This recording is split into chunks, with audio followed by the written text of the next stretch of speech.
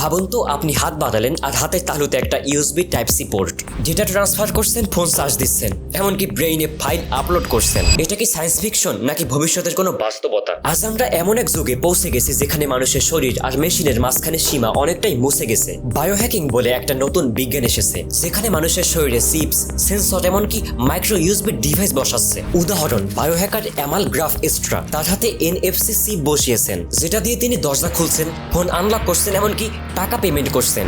One here and here. So in total I have 4.